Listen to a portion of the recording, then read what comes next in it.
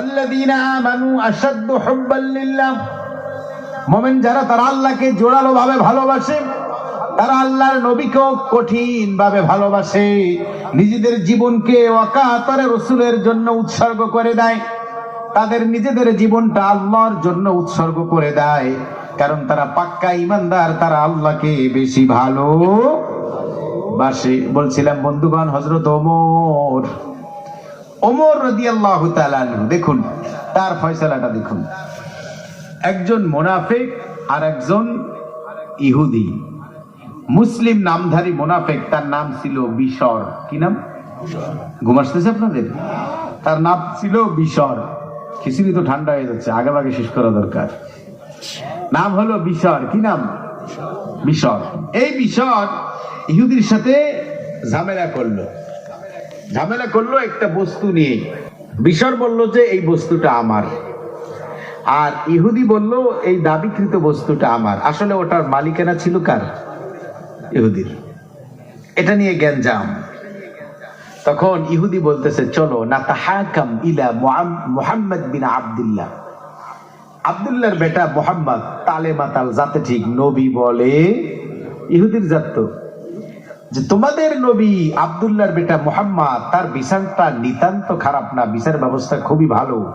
তো চলো আমরা একটু সেই মুহাম্মাদের কাছে যাই, তোমরা জানে নবী বলো। আর বিষয় বলতেছে মুসলমান যে না, তার কাছে যাওয়া দরকার নাই, না তাহাকাম ইলা কাব বিন আশরাফ, আশরাফের কাছে চলো, কাব বিন আশরাফ ইহুদি নেতা, তার বিচারটা ভালো। তা মুনাফিক বলতেছে, মুসলমান বলতেছে ইহুদির বিচার ভালো, আর কাফের বলতেছে নবীর বিচার ভালো। তার মানে কি ঝামেলা আছে। ভাইরা রে আমার, রাসূলুল্লাহর কাছে তারা দুইজন আসলো নিরুপায় হয়ে। বিশর মনে করলো দাবিকৃত বস্তুটা আমার না, পেলেও সই, না পেলেও সই, কোনো চিন্তা নাই, কারণ ওটা তো আমার না। আল্লাহ নবীর কাছে আসার পরে নবী আলাইহিস সালাম ফয়সালা দিয়ে দিলেন কার পক্ষে? ইহুদির পক্ষে রায় দিয়ে দিলেন। রাসূলুল্লাহর মজলিস থেকে বের হওয়ার পরে বিশর বলল, শোনো, এই বিচারটা আমার মনোপুত হয় নাই। আমাদের একজন দ্বীনী ভাই আছে যার নাম হলো ওমর। কি নাম? ওমরের শরণাপন্ন হই, তার বিচার ব্যবস্থা খুবই ভালো। মুনাফিকের ধারণা ছিল আমি যখন বলবো যে হলো ইহুদি আর আমি মুসলমান, ওমর তো লৌহ মানব, সিংহ পুরুষ, আমার পক্ষে রায় দিবেন, তার পক্ষে আর রায় দিবে না। এই চিন্তা ভাবনা সামনে রেখে বিশর হযরত ওমরের শরণাপন্ন হলো। আর ইহুদিও আসলো। আসার পরে হযরত ওমর সব ঘটনা শুনলেন। শোনার পরে ইহুদি এবার বলতেছে, ওমর শোনো, তোমরা যে মুহাম্মাদের কথা মতো কল্লা পর্যন্ত দিতে চাও, সেই মুহাম্মাদের কাছে গিয়েছিলাম, সেই মুহাম্মদ কিন্তু ফয়সালা আমার পক্ষেই দিয়েছে। ওমর তো এইবার অগ্নিশর্মা, তেলে বেগুনে জ্বলে উঠলেন। ওমর বললেন, মাকানাকুমা, দুজন এখানে চুপচাপ বসো। ودخل بيته واشتمل عليه السيف وضرب عنقك هكذا هكذا أحكم من لم يقضى الله وقضى رسوله। ভাইরা আমার, হযরত ওমর ঘরের মধ্যে প্রবেশ করলেন। প্রবেশ করার পরে তরবারিটা ন্যাংটা করে ফেললেন, তরবারি উন্মুক্ত করে গর্দানের উপরে এইভাবে চেপে ধরে দেহ থেকে শিরটা বিচ্ছিন্ন করে দিয়ে ওমর এবার রায় দিলেন, আল্লাহ এবং আল্লাহর রাসূলের ফয়সালা যারা মানবে না, আমি ওমর তাদের ফয়সালা এইভাবেই করে ফেলেই। ভাইরা আমার, দেখুন ইসলামিক ইতিহাসে বিরল, এক্সেপশনাল, ব্যতিক্রম ধর্মী একটি রায়। আগে কি কার্যকর না আগে রায়? আগে রায়, কিন্তু ওমর আগে কার্যকর করলেন, আগে কল্লাটা ফেলে দিলেন। কল্লা ফেলে দিয়ে এরপরে বললেন, হা কাযা, লাইক দিস, এরকম এরকম আমি ওমর এইরকমই ফয়সালা করে থাকি। আল্লাহ আল্লাহ রাসূলের ফয়সালা যারা মানে না, তাদের ফয়সালা আমি ওমর এইরকমই করে থাকি। ভাইরা আমার, আল্লাহ নবী যখন জ্ঞাত হলেন ওমর এইরকম একজনার কল্লা ফেলে দিয়েছে, সে তো আমাদের জাতি ভাই মুসলমান। আসলে কি মুসলমান ছিল? মুনাফিক ছিল, হলো বহুরূপী। আপার মতো, মন্দিরে গিয়েও কাঁদে, আবার ঈদগাহে গিয়েও কাঁদে। ভাইরা আমার, ওমর রাদিয়াল্লাহু তাআলা আনহু তিনি এবার সাহাবীদেরও রোশান আলে পড়ে গেলেন। সাহাবীরা বললেন, ওমর তোমার আর কাজ নাই, এমনিতেই রোশান আলে পড়ে আছি, কোন ঠাসার মধ্যে আছি, ঘর বাড়ি থাকতে পারি না, নেমো খারাম হাসিনার মিথ্যা মামলায় আমাদের ভাগতে হয়, ইচ্ছা মতো আমরা ঘর বাড়িতে আসতে পারি না, বিভিন্ন রোগ ব্যাধি আমাদের শরীরে লেগেছে। সাহাবীদের অবস্থা এমন হলো, আবু জাহেল আমাদেরকে ঘরে থাকতে দেয় না, আর তুমি এর মধ্যে আরেকটারে মার্ডার করে ফেলেছো, কেমন কাজটা করলো ওমর? ওমর কথা কয় না। আল্লাহ নবী তিনিও ফেড আপ। আল্লাহ নবী বললেন, ওমর এমন কাজটা তোমার এই মুহূর্তে করার সঙ্গত হয়নি। ভাইরা রে আমার, আল্লাহ নবীও মনে কষ্ট, সাহাবীদেরও কষ্ট, ওমরের এই আচরণে আমার আল্লাহ বড় খুশি। আল্লাহ রাব্বুল আলামিন আয়াত নাযিল করলেন, ফালা ওয়া রাব্বিকা লা ইউমিনুনা হাত্তা ইউহাক্কিমুকা ফীমা শাজারা বাইনাহুম সুম্মা লা ইয়াজিদু ফী আনফুসিহিম হারাজাম মিম্মা কাযাইতা ওয়া ইউসাল্লিমু তাসলিমা। আল্লাহ রাব্বুল আলামিন আয়াত নাযিল করে জানিয়ে দিলেন, আল্লাহর শব্দের অনুগত রব, রবে নামে আমার আল্লাহ কসম খেয়ে বললেন, নবী ওরা ততক্ষণ ইমানদার হতে পারবে না যতক্ষণ না আপনি নবীর ফয়সালা মনে প্রাণে মেনে না নিবে, ততক্ষণ ওরা ইমানদার হতে পারবে না। একটা হলো চেয়ারম্যান সাহেব রায় দিয়েছেন, না মানলে ঝামেলা আছে, কাউন্সিলে ডেকে নিবে, ইউনিয়ন পরিষদে নিয়ে ঝামেলা করবে, 30 কেজি চাউলের কার্ড বন্ধ করে দিবে, বয়স্ক ভাতা বন্ধ করে দিবে, ভাতা দিবে না, ঝামেলা না। চেয়ারম্যান সাহেব যা বলেছেন তাই ঠিক, এরকম নয়। মন থেকে, কোন জায়গা থেকে? রাসূলুল্লাহর বিচার মানতে হবে কোন জায়গা থেকে? অন্তর থেকে। না, রাসূল যেটা বলেছেন ওটাই ঠিক, আমি বুঝি আর নাই বুঝি, পক্ষে যাক বিপক্ষে যাক, অত কিছু বুঝি না, আপনি ফয়সালা দিয়েছেন, বাস সামিআনা ওয়া আতা'না, শুনলাম মানলাম। বন্ধুগণ, ওমরের মর্যাদা বেড়ে গেল। সাহাবীরা বললেন, যথাযথই করেছো Omar, congratulation, you are welcome, তোমাকে সাদর সম্ভাষণ জানাই। তোমার কারণে রব্বুল আলামিন একটি বিধান দিয়েছেন, চূড়ান্ত বিধান। আল্লাহর নবীর ফয়সালা যারা মেনে না নিবে তারা কখনো ইমানদার হতে পারবে না। নামাজে যদিও ললাটে কালো দাগ পড়ে যায়, হজ যদিও প্রতি বছরে করে, কিন্তু আল্লাহর নবীর বিচার ভালো লাগে না, ও বেঈমান। ও কি? এটা কোরআনের কথা, কিন্তু আমার বানানো কথা না। ভাইরা আমার, এই কথা বোঝার জন্য মুহাব্বতে ঈমানি, ঈমানের দাবিতে ভালোবাসা। হযরত ওমর এটা কেন করলেন? যে রাসূলের রায়, এটা আমার ঈমান বলে, রাসূলের রায়কে অ্যাভয়েড করে, ওটাকে ভায়োলেট করে এরপরে কেউ রায় দিবে আবার সেই আসামি আসবে, এটা হতে পারে না। কারণ রাসূলকে এমন ভাবে ভালোবেসেছি, জীবনকে দিয়ে দিব, এরপর রাসূলের ভালোবাসা ছাড়বো না। ভাইরা আমার, এইটা বোঝার জন্য আরেকটি হাদিস আপনাদের শুনাই। ইমানের দাবিতে ভালোবাসা, মুহাব্বতে ঈমানি। এই হাদিস বলেই দোয়ার দিকে চলে যাব। মুহাব্বতে ঈমানি, ইমানের দাবিতে ভালোবাসা। রাসূলুল্লাহর একজন সাহাবী যার নাম ছিল সাদ সালামি। কি নাম?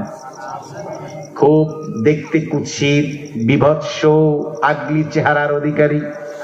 দাঁতগুলো মনে হয় যেন ডুপ্লেক্স বাড়ি, একটার পর আর একটা। হাতের আঙ্গুলগুলো চেগা বেগা, ছড়ানো ছিটানো, ওষ্ঠদয়, ঠোঁট দুটো খুবই মোটা, দাঁতটা স্বাভাবিক আকৃতি নাই। মানুষের চেয়ে মুখটার আকৃতি বড়, মুখটা বেশ প্রশস্ত মুখ, মানে অসুন্দর দেখানোর জন্য যা দরকার আল্লাহ সেইভাবেই তাকে সৃষ্টি করেছেন। 8 মাস হলো ঈমান আনয়ন করেছেন। রাসূলুল্লাহর দরবারে কান্না করতে করতে আগমন করলেন, আর আল্লাহর নবীকে বললেন, ইয়া রাসূলুল্লাহ, আমি কি জান্নাতে যেতে পারবো না? আল্লাহ নবী বললেন, কেন?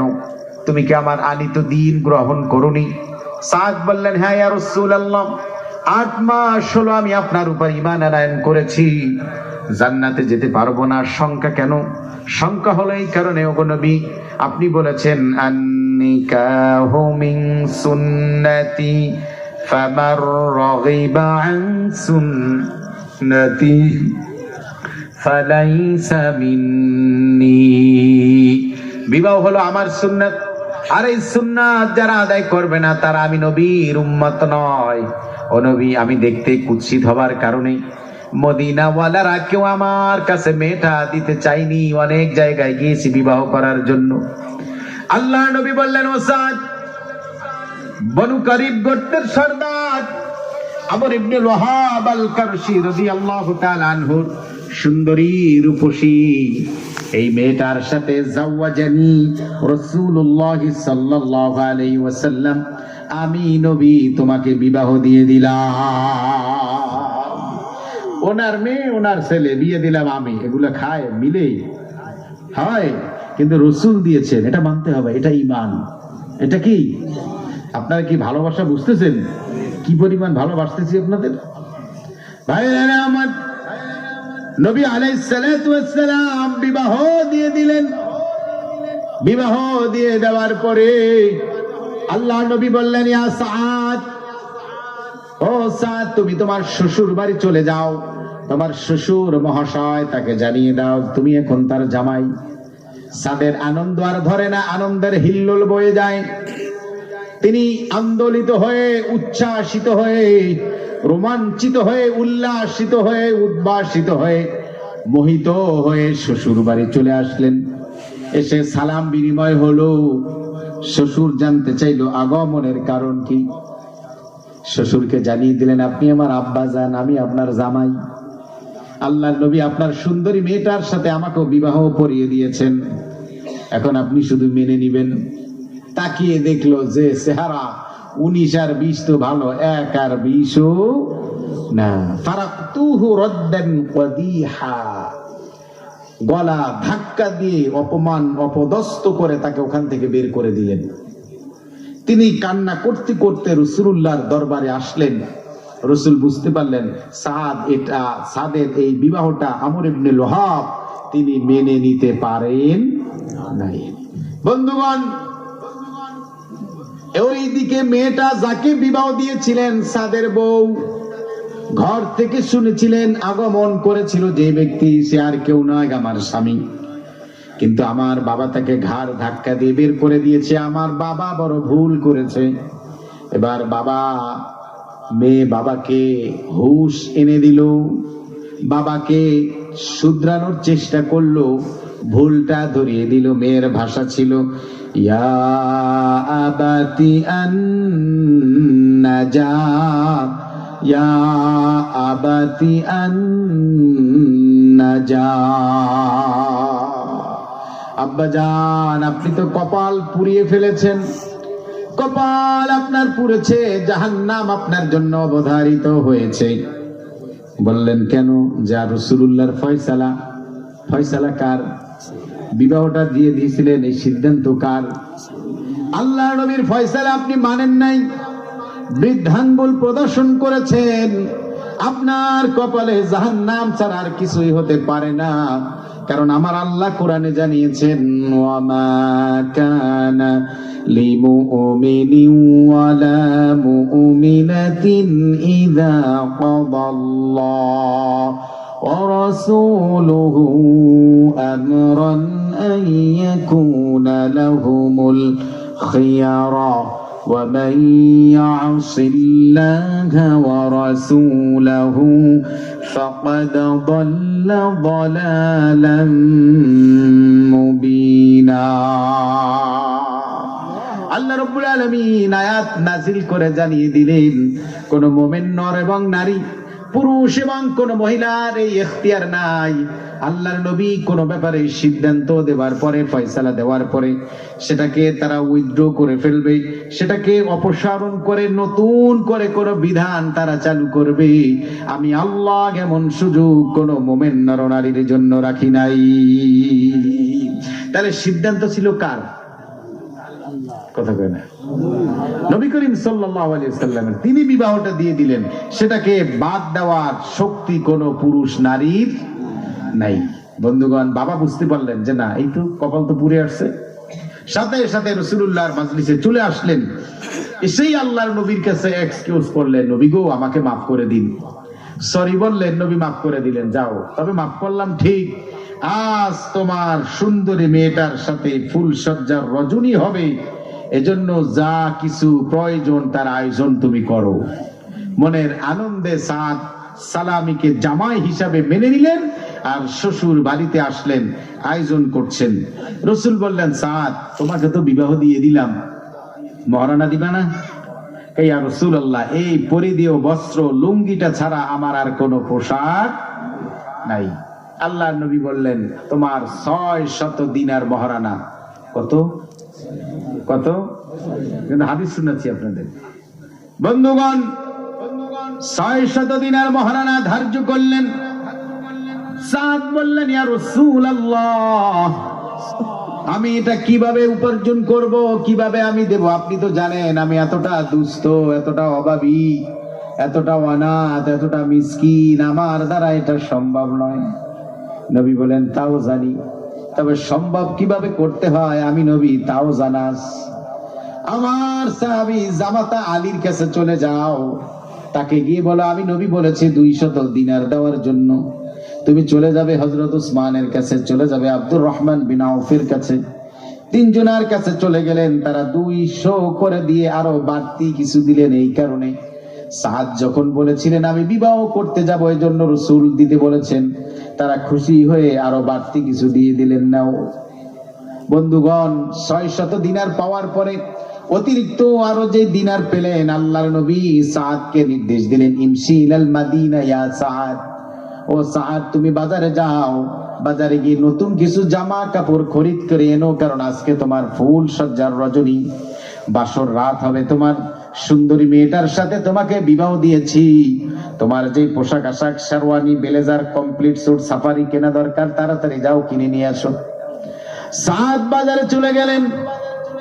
বাজারে যখনই চলে গেলেন, ভাইরা রে কিভাবে বুঝাই মুহাব্বতে ঈমানি, ঈমানের দাবিতে ভালোবাসা কাকে বলে? সাদ যখন বাজারে চলে আসলেন, তার কর্ণকুহুরে সাহাবীদের যেই সংকেত ছিল জিহাদে যেতে হবে, সেইভাবে সাহাবীরা সংকেত দিলেন। তারা বলতে লাগলেন, আন্নাফির আন্নাফির আন্নাফির আন্নাফির। যুদ্ধের দামামা বেজে উঠেছে। রাসূলুল্লাহর সাহাবীরা, তোমরা কি কোথায় আছো? ব্যাটল ফিল্ডে ঝাঁপিয়ে পড়তে হবে, রণাঙ্গনে ঝাঁপিয়ে পড়তে হবে, যুদ্ধ করতে হবে, তাড়াতাড়ি চলে এসো। সাদের কর্ণকুহুরে যখন এই আওয়াজ যখন পৌঁছে গেল, ইরফা ইয়াদাহু ইলাস সামা সুম্মা ক্বাল আল্লাহুম্মা শাহাদ আল্লাহুম্মা শাহাদ আল্লাহুম্মা শাহাদ রব্বুল আলামিন,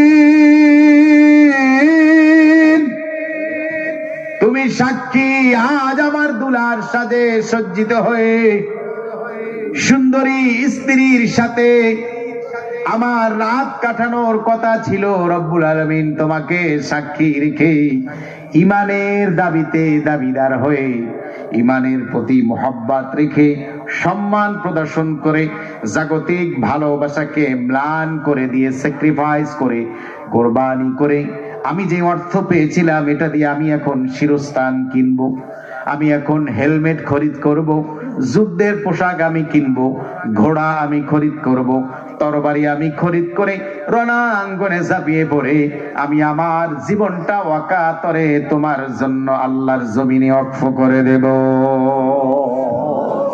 ভাইরা আমার, কালিমাতুল্লাহি হিয়াল উলিয়া, আল্লাহর কালেমাকে বুলন্দ করার জন্য, সমুন্নত করার জন্য সাদ সালামি যখন রণাঙ্গনে ঝাঁপিয়ে পড়লেন, অগণিত কাফেরদের, বেঈমানদের ভবলীলা সাঙ্গ করে জাহান্নামে পাঠিয়ে সাদ সালামি রাদিয়াল্লাহু তাআলা আনহু জান্নাতের অমীয় সুদা পান করলেন। তিনিও শহীদ হয়ে গেলেন, ঘোড়ার পিঠ থেকে জমিনে পড়ে গেলেন। সাহাবীদের দৃষ্টিগোচর হলো, দূর থেকে তারা দেখলেন হাতের এই অংশটা, দেখেই তারা বললেন, ওই যে দেখো সাদ, আজকে যার ফুল সজ্জার রজনী ছিল, সুন্দরী মেয়েটার সাথে নবী বিবাহ দিয়েছিলেন, দুলার সাজে সজ্জিত হবার কথা ছিল, সেটা না করে মুজাহিদের সাজে সজ্জিত হয়ে এই যে দেখো চলে এসেছে রণাঙ্গনে, জীবনটাও দিয়ে দিয়েছে ইমানের দাবিতে, আল্লাহর ভালোবাসা প্রেম, এটা পরীক্ষা দিতে গিয়ে তিনি তার জীবনটা দিয়েছেন। ওই যে দেখো সাদ। আল্লাহ নবীকে জানানো হলো, ইয়া রাসূলুল্লাহ, সাদ ওই যে মরে নিথর দেহটা জমিনের উপরে পড়ে আছে। নবী বললেন, কাছে নিয়ে আসো। কাছে আনয়ন করা হলো। আল্লাহ নবী নিথর দেহটা দিকে অশ্রুসিক্ত হলেন, কান্না করে দিলেন, চোখের পানি মুক্তার চেয়েও স্বচ্ছ।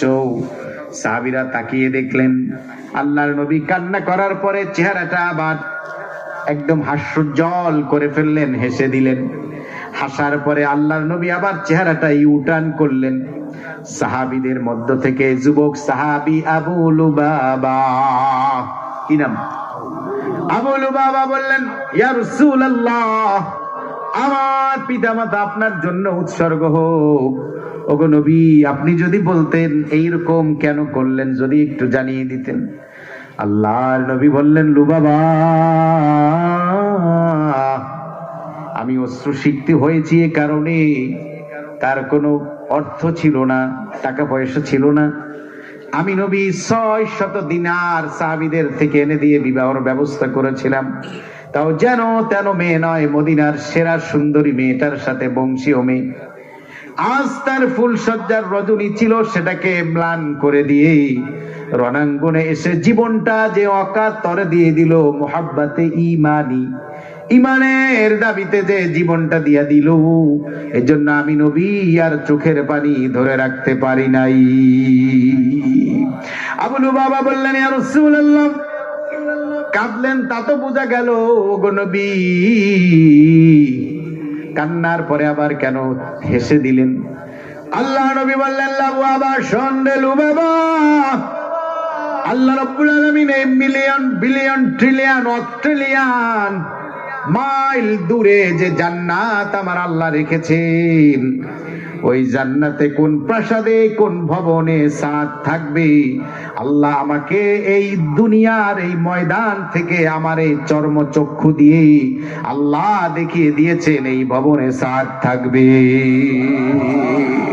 ভাইরা আমার, আবু লুবাবা বললেন, ওগো নবী, আপনি চেহারাটা কেন ইউটার্ন করলেন? আবু লুবাবার প্রশ্নের জবাবে নবী বললেন, ওগো আবু লুবাবা, যেই সাদ দুনিয়ার এক সুন্দরী মেয়ের ভালোবাসা ম্লান করে দিয়েছে, আল্লাহ রাব্বুল আলামিন জান্নাত থেকে হাজার হাজার হুর জমিনে পাঠিয়ে দিয়েছেন। কে কার আগে এই নিথর দেহটা জান্নাতে নিয়ে যাবে, এই প্রতিযোগিতা করার জন্য তাদের বক্ষা দেশের ওড়না সরে গিয়েছিল। আমি রাসূলুল্লাহর নজর ওদিকে পড়ার কারণে আমি নজরটা ঘুরিয়ে রেখেছিলাম। ভাইরা আমার, এটার নাম ঈমানি, মুহাব্বাতে ঈমানি, ঈমানের দাবিতে ভালোবাসা।